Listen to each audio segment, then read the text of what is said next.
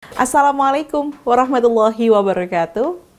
Pemirsa televisi Muhammadiyah dimanapun Anda berada, apa kabarnya pemirsa? Semoga Anda senantiasa dalam keadaan berbahagia, dalam keadaan sehat walafiat. Ya, seperti program kita pada kesempatan kali ini, yaitu adalah program Resep Ilahi yang akan mengajak Anda untuk menggapai sehat walafiat, sehat fisik, sehat psikologik, sehat sosial, dan juga sehat spiritual. Nah, pemirsa, berbahagia sekali saya Ermalia Septiana dapat kembali menyapa Anda tentunya. Dan kali ini kita akan berdiskusi lagi, ngobrol-ngobrol lagi, supaya kita mendapatkan tambahan wawasan ilmu begitu ya. Ini yang paling penting, karena sejatinya setiap manusia, setiap muslim dan juga muslimah memiliki kewajiban untuk belajar. Dalam proses inilah yang harus kemudian kita tempuh dalam kehidupan kita. Belajar. Dan sekarang kita akan belajar mengenai upaya strategis menghadapi wabah penyakit infeksi menular begitu ya, agar kita bisa melewatinya dengan baik dan kita bisa berjumpa lagi dalam keadaan sehat walafiat. Tapi bukan saya yang akan bahas ini. Seperti biasa, saya akan berbincang bersama dengan narasumber yang sudah tidak asing lagi, yakni adalah Dr. Sukiman Rusli. Halo, Assalamualaikum warahmatullahi wabarakatuh. Waalaikumsalam warahmatullahi wabarakatuh. Ini dokter, pada episode kali ini kita akan ngobrol-ngobrol. Temanya itu luar biasa, karena saya pikir memang kita selalu ingin tahu solusi dari setiap permasalahan gitu ya. Dan pada episode ini kita akan berbincangnya tentang upaya strategis. Jadi apa sih yang bisa kita lakukan kemudian untuk mencegah atau menghindari penyakit-penyakit infeksi menular kali ini? Saya pengen tahu solusinya seperti apa dari sudut pandang dokter dan juga tentunya dari sudut pandang program kita, yaitu Resep Ilahi. Dan pemirsa, untuk kita langsung saja kita dengarkan penjelasan dari Dr. Sukiman Rusli. Silahkan, Dok. Terima kasih Irma, pemirsa TV-mu yang kami hormati. Upaya strategis menghadapi wabah infeksi menular. Tentu semua insan terlibat. Ya. Tapi yang penting sekali adalah upaya strategis bagi pribadi, individu, yang kedua keluarga, yang ketiga baru pemerintah dan masyarakat luas. Betul. Kayaknya semenjak wabah corona ini ada, COVID-19, masyarakat kita sebagian besar sudah tahu ada kegiatan-kegiatan yang merupakan pencegahan Betul. terhadap wabah infeksi COVID-19 ini. Nah, kita lebih spesifik, Irma, untuk pribadi-pribadi atau individu-individu apa yang mereka lakukan untuk supaya jangan tertular oleh infeksi ini. Baik. Di saat wabah sedang melanda, kan demikian. Betul.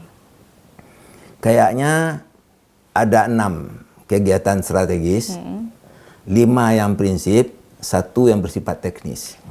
Apa saja itu, dokter? Ya, yang prinsip ini tentu untuk kita umat Muslim ya. Ya, yang biasa-biasa saja.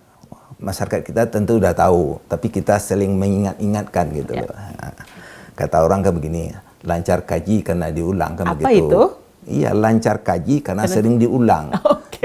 Ya, bagus baca Al-Qur'annya karena sering mengaji kan. Baik. Artinya begitu. Demikian itu pepatah dari Melayu gitu. Nah, mari kita lihat secara ringkas. Yang pertama, walaupun bagaimanapun ya beratnya wabah yang melanda kehidupan umat, ya salah satu prinsip dasar adalah ini namanya umat Muslim, ya, jangan lalai melaksanakan ibadahnya. Itu nomor 1.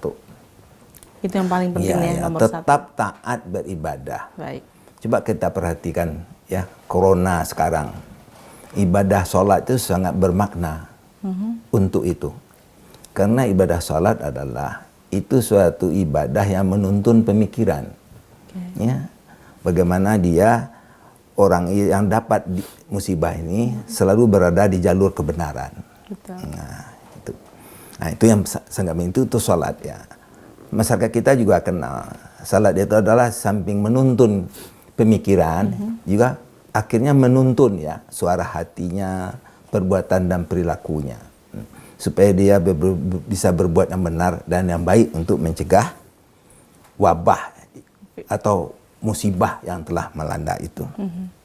Nah, kita lihat misalkan Kalau wabahnya berat, sudah mendatangkan gaduh gelisah, ya, Seperti gundah sekarang. gulana, ya seperti kesekarang, itu perlu ketentraman hati, Ya. ya, perlu ketentraman pikiran, ya, supaya jangan gelisah, supaya jangan cemas, supaya jangan ketakutan, supaya bijak untuk mengatasi masalah yang ada.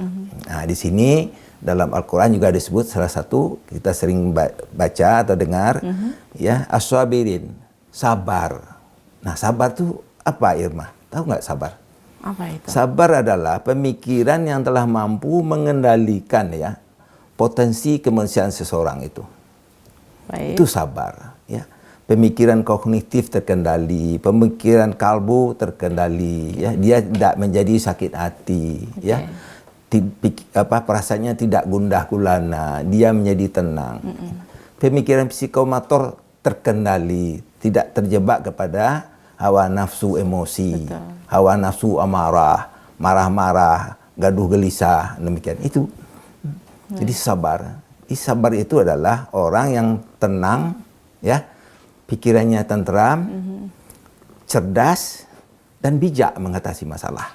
Oke. Nah, itu orang sabar. Jadi artinya sabar itu kalau yang sering kita lakukan adalah kebanyakan kalau lagi mau marah, sabar.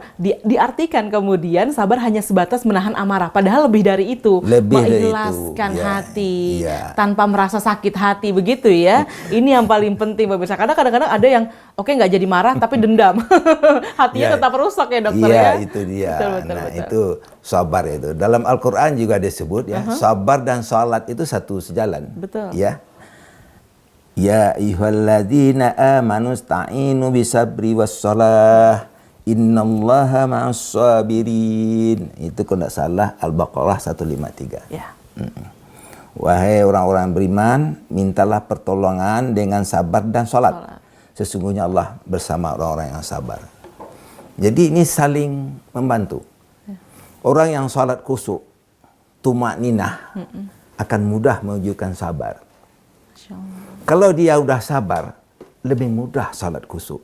Betul. Nah, akhirnya Ya, dia saling ya mereka itu. akhirnya dia akan bijak, ya. Dia dekat dengan Allah, berarti dekat dengan tuntunan-tuntunan Allah yang akan dia laksanakan dalam kehidupan. Betul. Jadi musibah yang datang, dia tidak ragu-ragu, dia tidak cemas, dia bijak mengatasi hal-hal yang sulit dia lakukan. Betapapun beratnya musibah itu. Ya, Demikian, Irma. Itu adalah kesiapan, begitu ya pemirsa. Jadi sebenarnya kita semua itu ketika kita diminta oleh Allah Subhanahu wa taala, bahkan diperintah oleh Allah Subhanahu wa taala untuk menjalankan ibadah ataupun kewajiban kita, itu adalah bentuk Allah mempersiapkan diri kita agar kita siap menghadapi segala macam cobaan. Begitu ya, dokter ya. Kata-kata sabar itu di masyarakat itu luas banget, pengertiannya sebanyak. Dikit-dikit tapi kita disuruh sabar sih, dokter. Dalam ilmu kedokteran, sabar itu sangat luas, seperti yang kita bicarakan tadi. Oke. Iya. Jadi sabar dalam pemikiran, akhirnya tampak lagi dampak dari sabar itu dalam perkataannya, ucapannya, nampak lagi dalam perbuatannya, dan nampak lagi dalam perilakunya. Nah, demikian orang yang sabar. Baik. Makanya pantas ya, kita rasa kita itu terharu ya, peringatan Allah, innallaha ma'as sabirin. Sesungguhnya Allah bersama orang yang sabar. Kalau gitu kenapa kita nggak wujudkan sabar? Betul, kalau kita selalu memiliki keinginan untuk senantiasa bersama Allah Subhanahu wa taala, bahkan kita selalu punya impian dan cita-cita sebagai umat muslim begitu ya, untuk menggapai surganya Allah Subhanahu wa taala, lantas apakah kita bisa pergi ke sana tanpa didampingi oleh ridho dari Allah Subhanahu wa taala? Jadi, bersabarlah, dan kita masih akan lanjutkan lagi diskusi selanjutnya, tetap bersama dengan kami.